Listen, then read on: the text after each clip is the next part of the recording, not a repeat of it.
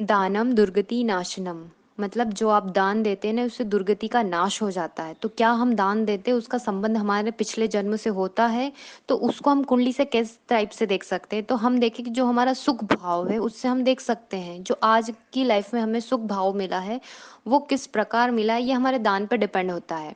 जैसे हम देखें कि जो भी दान किया जाता है पिछला, उसी के अनुसार हमें पुण्य फलों की प्राप्ति होती है। ऐसे हमारे शास्त्रों में भी कहा गया है, स्वधर्मे स्थिरता स्थैर्यम धैर्य इंद्रिय निग्रह स्नानम मनोमल त्यागो दानवे भूतर रक्षणम, अर्थात व्यक्ति का अपने धर्म में स्थिर अडिग रहना स्थिरता कहलाता है।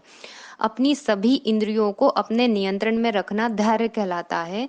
अपने मन को बुरे विचारों से बचाए रखना स्नान कहलाता है। सभी जीवों की रक्षा करना दान कहलाता है।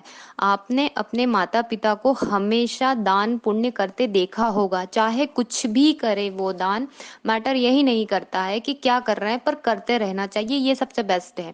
हम देखें कि कुंडली से इसको किस प्रकार देख सकते हैं।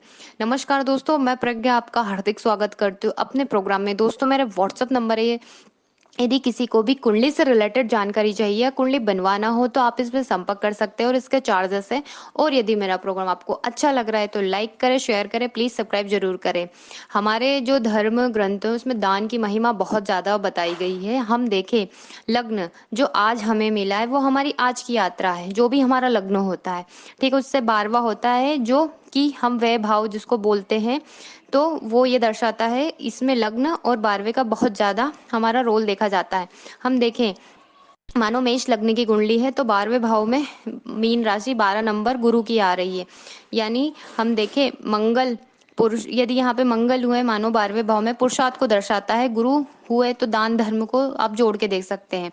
इसके साथ ही हम देखें कि शुक्र यदि 12वें में हुआ तो व्यक्ति अपने ऊपर खर्च करेगा। गुरु हुआ तो व्यक्ति बहुत ज्यादा धार्मिक दान पुण्य करने वाला होता है। केतु आ गया तो समझ लीजिए सबसे बड़ा दानी उसको आप बोल सकते हैं। यदि हम देखें कि आपका जो 12वां भाव है दान बताता है, तो कैसे कर सकते हैं, उसमें बैठा ग्रह और राशि से हम यहाँ पता चल सकता है कि हमने कैसा दान करा है और कर सकते हैं। पुनर्जन्म का देखें तो जो पुनर्जन्म का हम भाव देखते हैं वो पंचम भाव से देखते हैं। जो पिछला हमारा पूर्व जन्म का, सॉरी, जो भाव देखे हैं वो पंचम भाव से देखते हैं। तो हम पंचम भाव से देखें कि पंचम भाव को मानो लग्न बना लेते हैं, तो उसका जो 12वां भाव होता है वो सुख भाव यानी चौथा भाव को हम बोल सकते हैं, वहां पे सुख भाव आएगा।